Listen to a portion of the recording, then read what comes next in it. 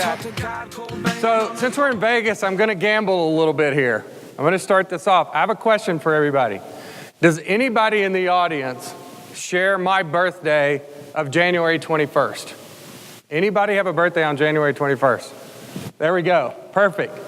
Did you know that the odds are greater than 100% of two people having the same birthday if there's more than 30 people in the room? If there's more than 100 people in this room, those odds are 1,300%. That's pretty good odds for Vegas. That always amazes me, and I always wanted to try that in a big group. Thank you.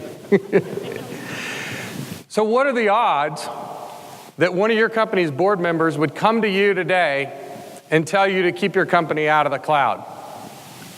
I want you to think about that. That happened to me not too long ago, but I'm going to get back to that story in a minute. So when Todd called me a couple of months ago and asked me if I'd be willing to talk about our migration to the cloud at Collaborate, I calmly and politely told him I would be happy to do so. But on the inside, I was excited. I mean, this is cool. Come on, we just moved our entire corporate infrastructure to the public cloud, including our JDE Edwards ERP system. And we did that all in 3 months. I mean, I wanted to talk to anybody who would listen to me about this. I even wanted to talk to my kids about this. Okay? Can you believe that I actually tried to talk to my kids about my Collaborate presentation? Anybody out there have teenagers? A lot of you? Okay, you're going to understand this. First of all, I had to get my phone out and text them to try to get them to come down to the living room and talk to me about this presentation. Okay? You want to see their responses? These are my kids' text to me. Socks? YouTubers? And my daughter just wants to go to Hawaii? Are you kidding me? Obviously, they did not want to talk to me about this presentation. So anyway, I grabbed my laptop, headed out to the patio, and started working on what was I going to talk about today. And I spent a couple hours listing all of the items that we went through in our migration to the cloud. I went through the selection process. I listed out all the different pros and cons we looked at, the benefits we were looking for, what the lessons learned were. I went back and read the abstract for this session, which all of you read to come today, and thought about who's going to be in the audience. And when I got done, I had this nice long PowerPoint presentation with lots of bullet points. So I finally got my kids to come down and at least look at my presentation with me. And you know how they responded, what they said? OMG, Dad, this stuff is boring. Unless, of course, you're a CIO who just moved all their infrastructure to the cloud, or you're the vendor that helped them. We thought it was pretty cool. I do want to take this opportunity to thank you for coming to the session today. I know there's absolutely nothing more exciting in Las Vegas to do. But while you're here, and I didn't even have to text you to get you to come see me, right? I do want to talk about a few key points on our migration to the cloud, and I want to talk to you about this quote. There are 3 types of people in this world. Those who make things happen, those who watch things happen, and those who wonder what happened. In this quote, Mary Kay Ash talks about 3 different types of people. And when I thought about who was going to be in the audience, there's probably 3 different groups of business people here. We have folks in IT, we probably have some business or functional users, and we also have some management folks. So what I like to do today is just talk to you about how each one of those roles can play a part in your migration to the cloud. And I will try not to be boring. When is your company moving to the cloud? Okay. So for those of us in IT, right, our job is to provide the most reliable, scalable, and secure technology platform possible to run the business. Okay?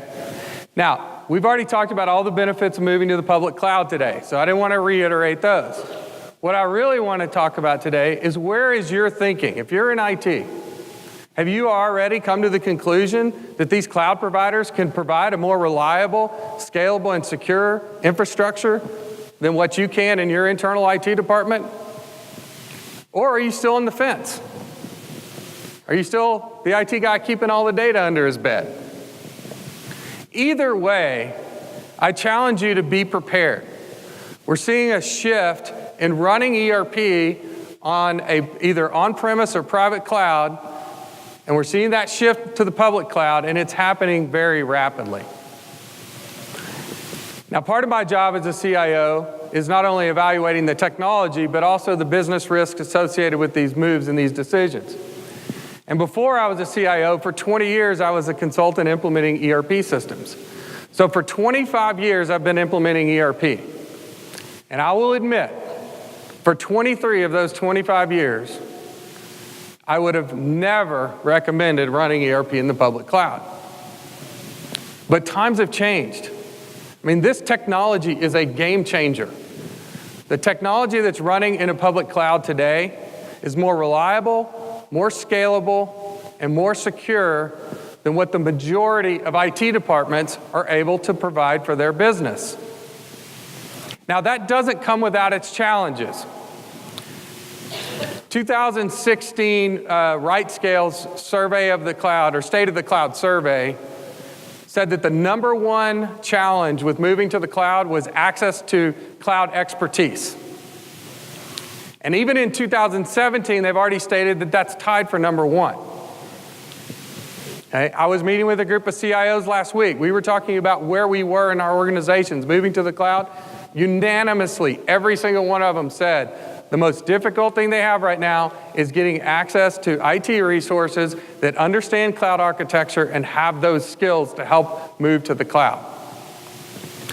So at LSB, we actually did not have those skills in-house. Our IT department didn't have the capability to do this. So we went out and searched for a partner and a vendor to help us with this move. And we ultimately chose EmeraldCube and the Emerald Cloud solution. We are very happy with that decision. I wouldn't be up here talking to you today if we weren't. But that's not my goal today. I'm not here to tell you which vendor fits your technology best or which cloud solution would be best for you. What I do want to do is I want to encourage you, if you're in IT, to get out there and start taking the time to learn the benefits of moving to the cloud. If you have the opportunity, start capturing some of those skills. All right? Don't be the person that sits back and waits for this to happen. And definitely don't be the naysayer who says this public cloud thing isn't going to happen, because you're going to be the one that's wondering what happened to your job. So I encourage you to be that IT person that makes things happen. For all the business folks and the functional users out there, you play a role in the move to the cloud also. A very important role. IT is going to need a lot of support when they make this change. At LSB, our business and functional users were responsible for creating all of the test scripts and then executing all of those test scripts through our migration process. So they were responsible for making sure that our systems were going to run correctly in the cloud. Now, I understand that technically speaking, if you're a business or functional user, you should not even care whether IT is running in a private cloud or on-premise or in a public cloud. You shouldn't care. It should be transparent. And when the time comes for your organization to move from one of those on-premise or private clouds to a public cloud, it should still be transparent. You shouldn't even know about it. Maybe you will, maybe you won't. But chances are you're going to know about this change. And there is one thing that we know about change. Everybody hates change. But there's something else that we know about change too. Organizations don't change, people do. So I challenge you, if you're a functional or a business user, be a change champion. Make the effort to understand what these benefits are of running the systems in the public cloud and help that IT department communicate those changes. Communication is a critical step in this migration. At LSB, we started communicating months ahead of time, and we continue to communicate right through the migration. And we had several of our functional and business users that became change champions and helped us with that communication. And when the migration occurred, and we had a few little issues, not very many, but we had a few, as every migration will, those business users were right there working with us, helping us get through that change instead of being, there we go, instead of being the grumplepotamus, right? So if you're a functional user, understand what your IT department's going through. Make sure that you can help them with that migration. This is a critical part of the success of moving a business to the cloud. So you have a part in making things happen also. All right, we wouldn't be at a technology conference if we didn't have some Dilbert, right?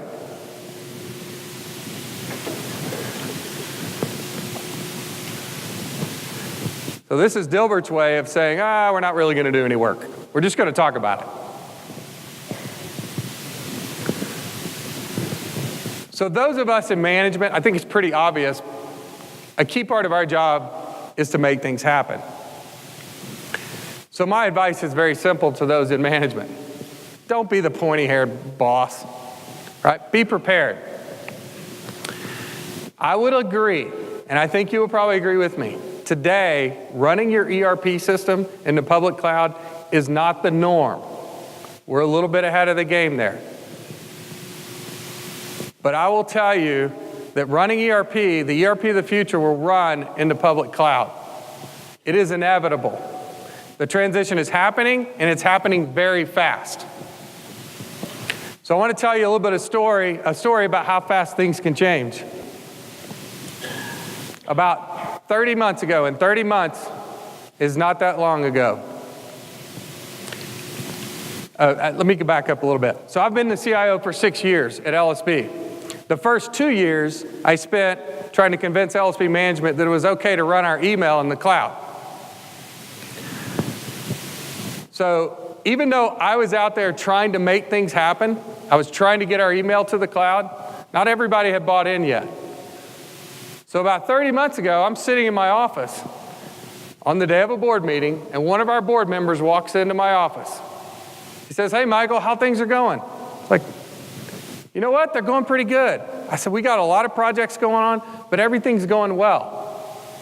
And he replied, "That's great.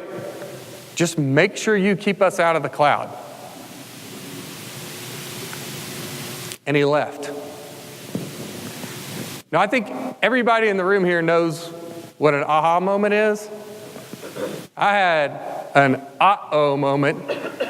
I mean, we had already been running our email in the cloud for over a year. Honestly, that's one of those days where I thought about just going home and updating my resume. But we had a lot of change going on at LSB, and I had to be a part of making that change happen.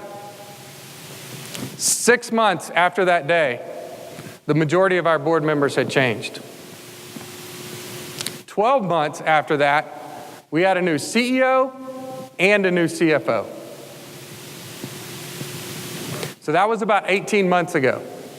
And there's usually some type of a triggering event that causes a company to make a major change or make a major decision, like moving your ERP to the cloud.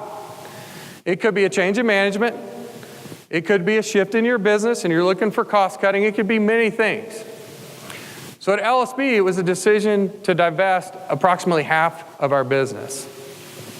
I remember the day the CEO called me into his office. And LSB has 2 lines of business. We have HVAC manufacturing and we have chemical manufacturing, completely unrelated.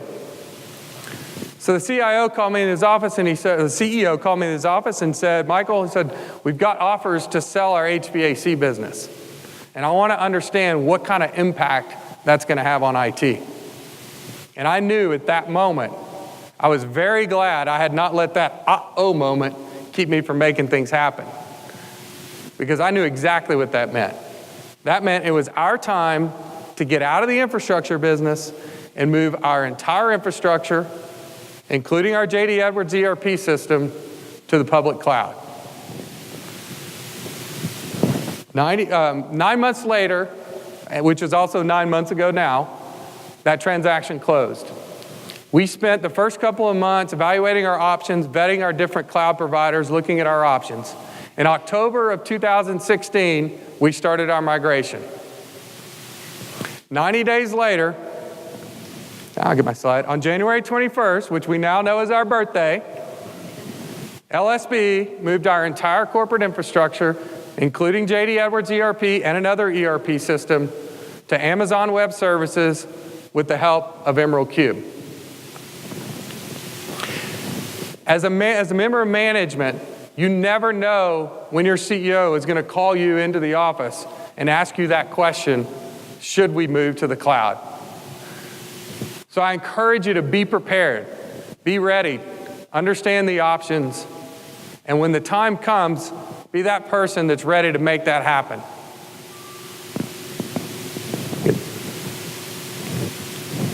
There are three types of people in this world. Those who make things happen, those who watch things happen, and those who wonder what happened. The ERP of the future will run in the public cloud. There will be those who sit back and watch, and there will be those who wonder what happened to their job. So I encourage you, and I challenge everybody in this room, when your time comes, no matter what your role is take that challenge head on, be a change agent, make sure you have the technical skills, or be the manager that supports that, and make that happen. Thank you.